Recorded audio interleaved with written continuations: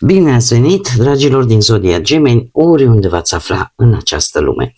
Sunt, ca de fiecare dată, încântată să fim din nou împreună la o nouă lectură, de data aceasta pentru prima săptămână a lunii septembrie, perioada cuprinsă între 1 până pe 6 septembrie.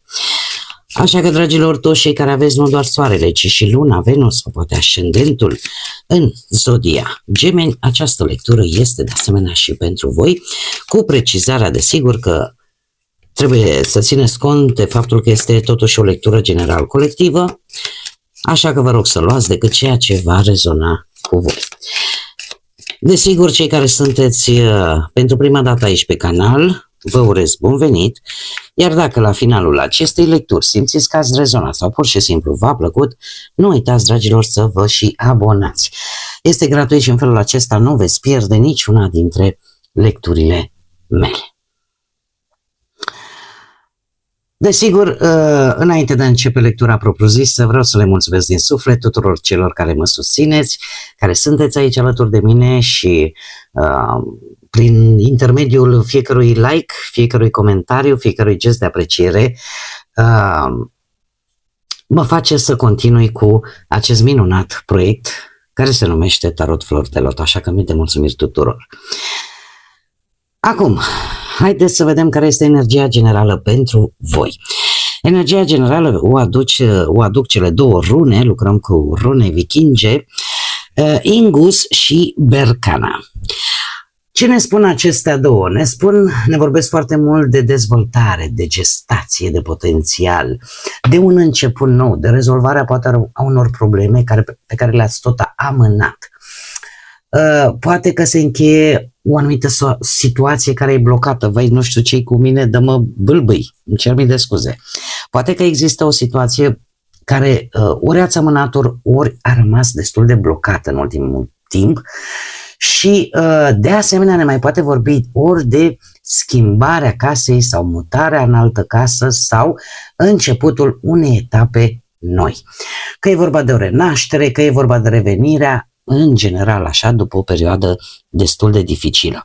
Acum, Berkana, la rândul său, ne vorbește foarte mult de naștere, de creștere, de regenerare. Practic, au un punct în comun cele două arcane, pentru că se pune foarte mult accent pentru începuturi noi, pentru fertilitate, înmulțire. Asta înseamnă că pentru unii dintre voi chiar putem vorbi și de aflarea unei vești, că va veni un nou membru în familie, de o naștere la propriu a unui copilaș, dar nu e obligatoriu, decât pentru cei care rezonați cu aceste informații. Dar, per general, așa, vorbim de începuturi, poate de noi relații, de întemeierea unei familii, de începutul unui proiect, de renovare, amenajarea unei case, așa cum am mai spus, și, per general, așa, de vindecarea după o perioadă dificilă, sau chiar de un nou angajament vis-a-vis de îngrijirea unei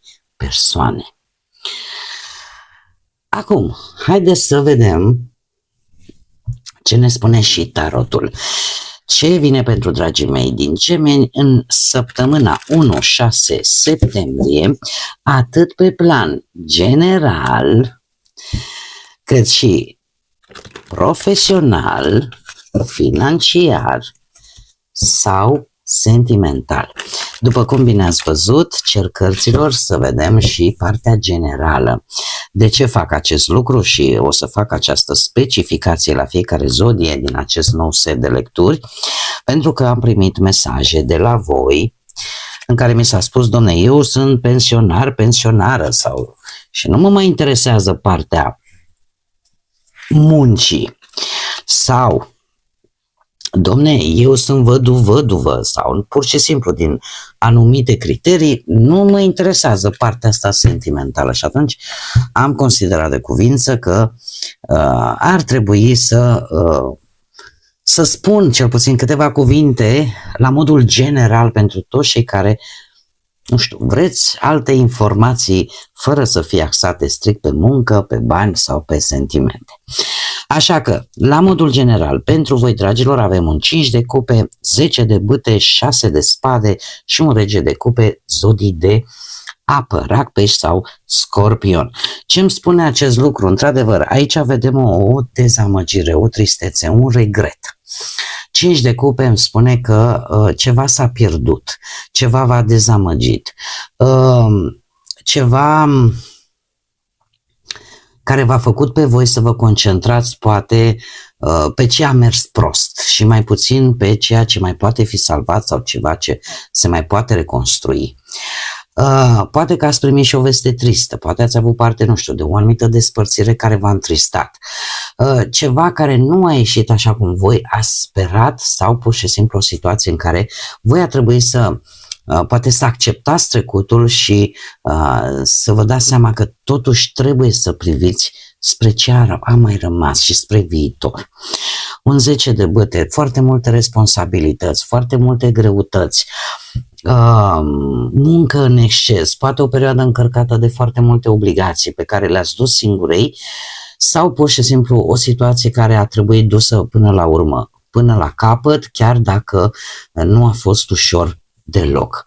Acum, toate aceste lucruri, că ați avut mai multe pe cap, ați încercat să le duceți pe toate singurei, au ajuns aproape de final.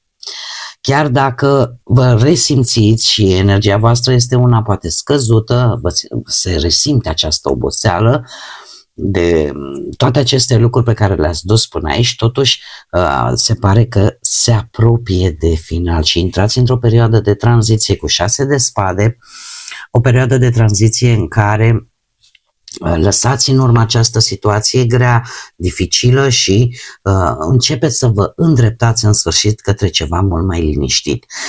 6 de spade e o energie de schimbare, asta nu înseamnă că totul se va rezolva așa dintr-o dată, ci faptul că voi decideți să mergeți mai departe, că poate să fie o plecare, o călătorie, o schimbare de loc, o distanțare de o anumită problemă sau de o anumită situație. E vorba de o tranziție, așa cum am mai spus, momentul acela în care voi lăsați în urmă ceva care vă făcea rău. Și avem, desigur, poate că acest lucru va fi posibil cu ajutorul, cu sprijinul unei persoane care să aibă sau nu legătură cu zodiile de apă, rac, pești sau scorpion. Acest rege de cupe îmi vorbește de o energie matură, o energie conștientă care vă oferă claritate, care poate să înțeleagă cum stau lucrurile, e o persoană foarte matură, mai ales din punct de vedere emoțional, foarte calmă, foarte empatică și care vă înțelege prin ceea ce voi treceți și vă ajută poate să le gestionați în așa fel încât această tranziție către ceva mult mai liniștit să fie mai acceptabilă. Ar putea să fie, nu știu, că e un partener, că e un consilier, că e un terapeut, că e un medic, că e un profesor, că e o persoană în general care vă oferă sprijin emoțional și care știe cum să gestioneze anumite situații delicate, cum la fel de bine dacă voi aveți pe ascendent zodii de apă și cu precăderea spune zodia Scorpion, atunci cu atât mai mult voi veți fi cei care veți reuși într-un mod foarte matur, dar foarte echilibrat să treceți peste toate aceste lucruri. Haideți acum să mergem mai departe, așa cum v-am obișnuit, cu partea muncii și avem un 5 de cupe. Clarificăm, te rog, pentru dragii mei din Gemeni, 5 de cupe. Să vedem cine va dezamăgi pe voi la locul de muncă, în cariera voastră profesională. Mergem mai departe să clarificăm și partea banilor. Clarificăm 10 de bâte pentru dragii mei. Bine, stați că asta eu le-am dat drumul. Și aici mi apare regele de cupe. Interesant, nu? Clarificăm 6 de spade. Clarificăm regele de cupe. Și clarificăm surpriza săptămânii. Bun. Haideți să vedem. Pe partea muncii, cum bine vedem aici, un 5 de cupe. Ce înseamnă asta? Că voi ați învățat dintr-o greșeală la nivel profesional.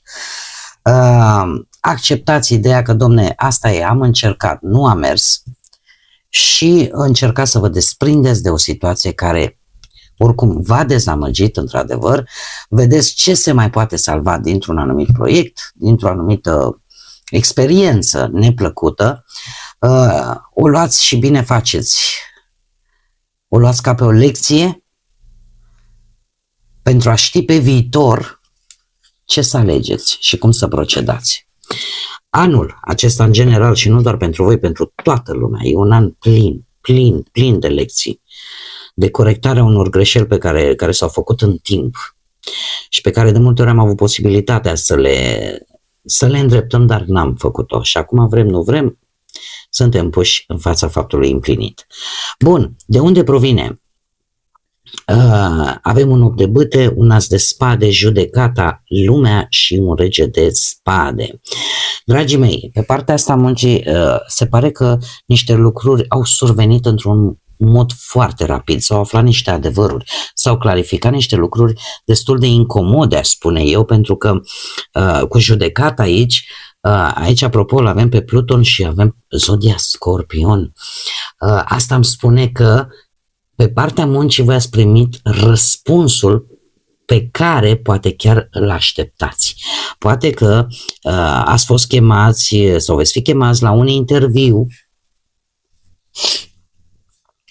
Veți fi chemați la un interviu, lucru care cu lumea aici, aș spune că e ca și cum termin în sfârșit o situație neplăcută, o etapă din viața voastră profesională, o termin și în sfârșit primești un anumit rezultat.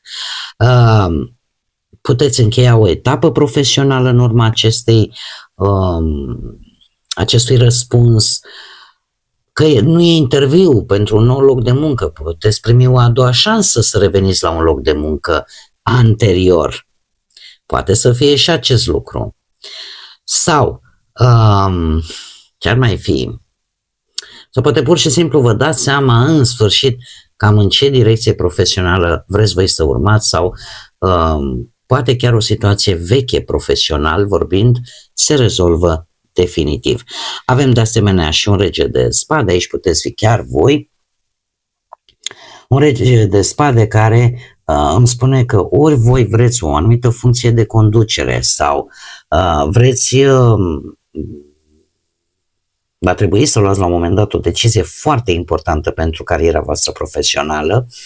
Într-adevăr, aici mi se vorbește și de un sprijin. Puteți avea un sprijin, că e din partea unei persoane cu putere, chiar juridică, aș spune, sau cu putere de decizie,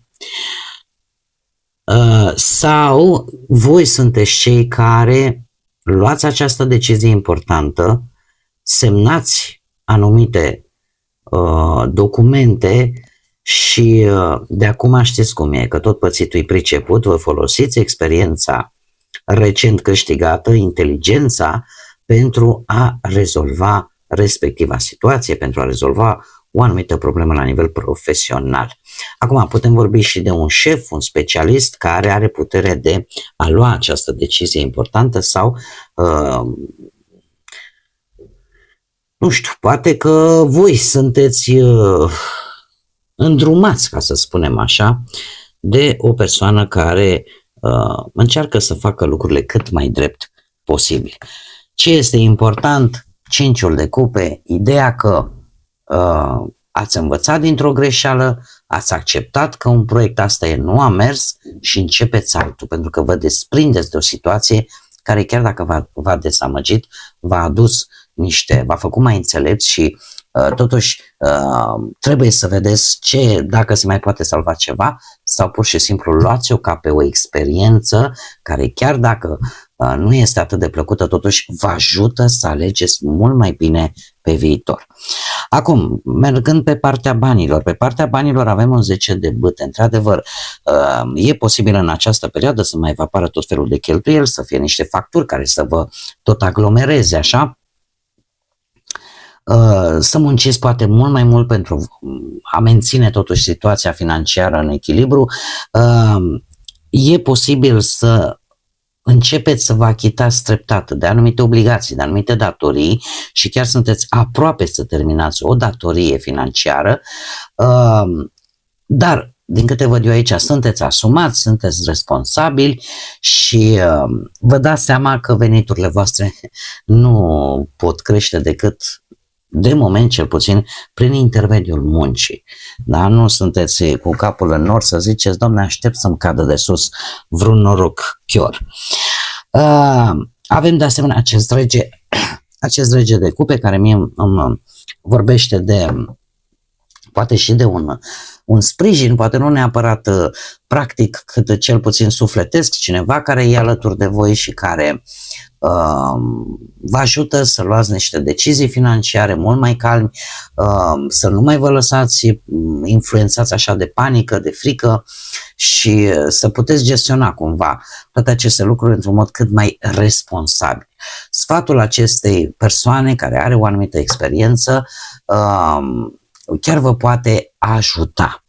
Chiar vă poate ajuta. Mai avem și o variantă, aici trebuie să fiți un pic atenți. E posibil ca unii dintre voi să ajutați financiar poate prea mult pe cineva. De ce? Nu știu, luați decizii de-astea bănești, mai mult din compasiune, vă lăsați așa, poate un pic influențați emoțional, să spunem, de problemele altora și voi ascundeți de fapt că și voi aveți problemele voastre financiare, tocmai pentru că nu vreți să îngrijorați pe ceilalți și încercați cumva să protejați așa pe toată lumea, dar ajungeți să vă asumați niște responsabilități financiare care nu prea vă aparțin și aici trebuie să aveți grijă. Mergem mai departe, partea de relație. Partea de relație avem un 6 de spade, ceva care rămâne în urmă, urmează o perioadă de tranziție, voi se pare cu această regină de spade, care foarte bine vă poate reprezenta pe voi, sau alte zodii de aer, la fel ca și voi, balanță sau vărsător, îmi vorbește de foarte multă activitate mentală, există o comunicare sinceră, care poate dacă n-a avut loc, va avea loc, în care se vor pune niște limite sănătoase, în care ori voi, ori partenerii voștri vor spune foarte clar, uite, de azi încolo nu mai accept tare lucru. Pe de altă parte, abordați relația voastră într-un mod mult mai realist, da? Și încercați să nu vă mai mințiți nici voi pe voi singurei, dar nici între voi, și chiar se poate lua o decizie importantă în urma unui adevăr sau pe baza unei realități, a unui adevăr. Lucru care duce la acest 6 de spade, care eu din câte văd aici, cel puțin asta mi-arată cărțile, voi veți lăsa în urmă amândoi o perioadă tensionată, vă împăcați poate după o ceartă, poate chiar să vă mutați împreună dacă lucrul acesta nu s-a întâmplat până acum, sau pur și simplu schimbați mediul în care trăiți, în așa fel încât să vă îndepărtați de acele probleme care v-au afectat relația. Și în felul acesta relația voastră să intre într-o perioadă mult mai calmă. Mergem mai departe, cei care sunteți singurei. Aici avem un rege de cupe. E omniprezent acest rege de cupe, energii de apă, rac pe scorpion. De unde provine el? El provine de la un as de cupe, de la un 3 de bâte și de la un 7 de bâte. Foarte interesant această succesiune, pentru că mi-arată nu doar acțiune, nu doar voință, dar mi-arată și sentiment. Se pare că voi sunteți într-o tatonare recent, aveți niște sentimente care cumva s-ar verifica că sunt reciproce, cu o altă energie. Treiul de bâte îmi vorbește de cineva care posibil să fie ori din alt oraș, ori din altă țară. Sau să fie cineva pe care voi ați cunoscut-o de ceva vreme, da? Și parcă începe să evolueze într-un alt fel de conjunctură, într-o altfel de conexiune. Chiar puteți primi un mesaj sau un răspuns pe care voi chiar îl așteptați, sau chiar să, să aibă loc chiar și o întâlnire. Ce este paradoxal aici? 7 de bâte. Unul dintre voi, sau cred că în mare parte voi, cumva sunteți într-o postură oarecum de protecție, de a vă proteja. De ce? Pentru că probabil ultimele experiențe, cel puțin pe partea sentimentală din ultima vreme, v-au făcut să nu mai acceptați orice persoană în viața voastră, așa doar de dragul, hai mă că să nu fiu și eu singură sau singur. Și atunci voi veți stabili niște limite foarte clar, veți refuza orice situație sentimentală care voi simțiți că nu vă face bine. Este cineva într-adevăr care se pare că vă admiră tocmai pentru faptul că știți ce vreți și asta este un lucru important, iar toate astea duc la acest rege de cupe. Să știți că este cineva care știe exact ce vrea de la viață, e posibil să aibă să fie un pic mai în vârstă poate decât voi, dar dacă nu este așa, este cineva care are un comportament matur și care știe ce simte și când spune ceea ce simte este real.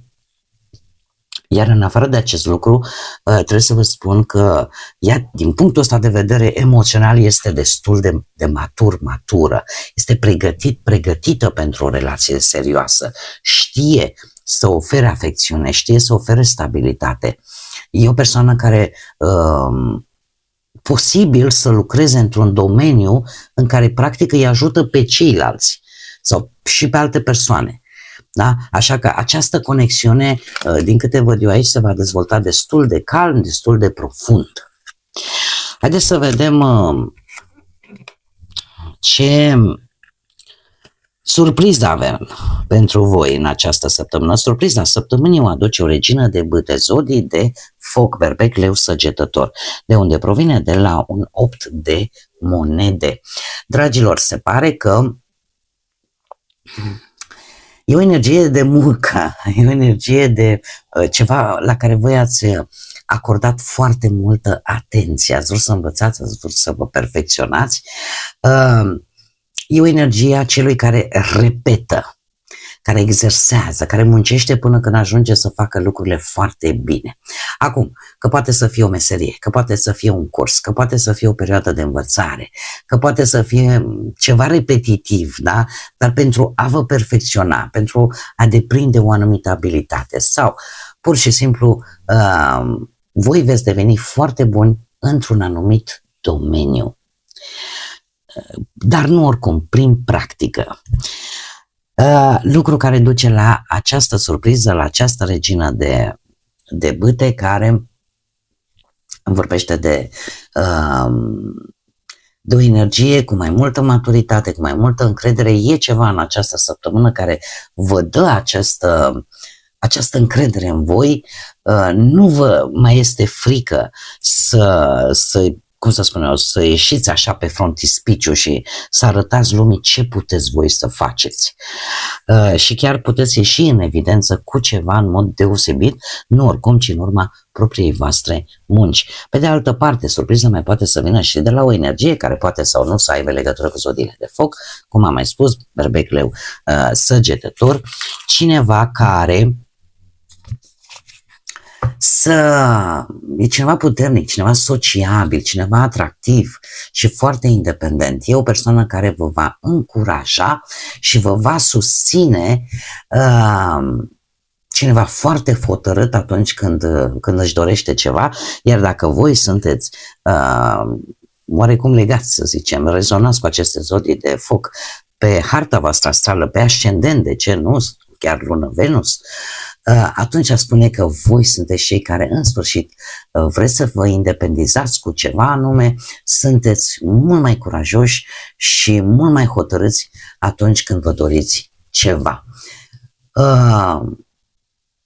Nu este rău, e o surpriză plăcută, așa că care vă dă curaj și veți ști cum să vă folosiți aturile și energia voastră cu mai multă încredere.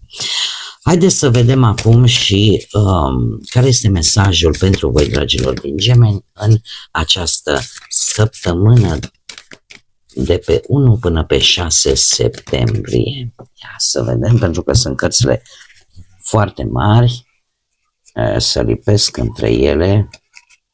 Haideți să luăm. Nu a vrut să iasă. Ia să vedem, asta vrea. Da, este una singură, sunt foarte, foarte mari cărțile și e complicat. Dragilor, la voi, nu știu dacă numărul 4 vă spune ceva sau 40, dar 4 ca și arhetip pentru această primă săptămână de septembrie îmi vorbește de stabilitate, îmi vorbește de acel care construiește, cel care pune bazele unui anumit lucru important. E cel care organizează, cel care pune lucrurile în ordine. Dat fiind că apare la voi, aș spune că la voi în această săptămână se va resimți nevoia de ordine, de a fi cât mai stabil și de a construi ceva foarte solid. Acum, revenind la mesajul acestei cărți, foarte interesant, se numește Poarta omului verde. Faptul că aici ne vorbește de o ușă și nu orice ușă, e o ușă importantă care se deschide pentru voi și despre faptul că voi chiar puteți intra într-o etapă cu totul și cu totul nouă. Roata anului în acest context aduce ideea că viața are perioadele ei. Unele lucruri se termină, altele încep, iar acum poate că este momentul ca voi să treceți într-o următoare etapă.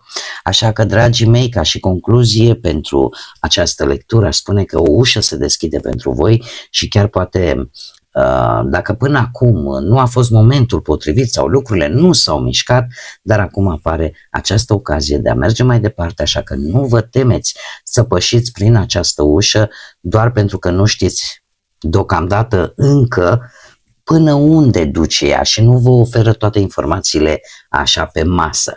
Pentru că uneori trebuie să facem primul pas, nu? Ca să vedem de fapt ce ne așteaptă dincolo de această poartă, de această ușă. Că e o schimbare, vine sub forma unei schimbări de etapă, poate, sau o ocazie, sau un drum pe care până acum ori nu l-ați văzut, ori nu ați mers. Da? E clar că nu trebuie să știți neapărat totul de la început, da? Tot ce urmează. Important este să nu vă fie teamă, să faceți pasul și atunci când această șansă, această oportunitate, această ușă se deschide în fața voastră. Bun, dragii mei, cam aceasta a fost lectura pentru voi. Eu vă mulțumesc tare mult că ați fost alături de mine, iar până data viitoare, când ne vom reîntâlni la o nouă lectură, nu uitați, suflete frumoase, să gândiți înalt, să zburați înalt și desigur să lăsați ca pacea, credința, iubirea și lumina să vă însoțească la fiecare pas.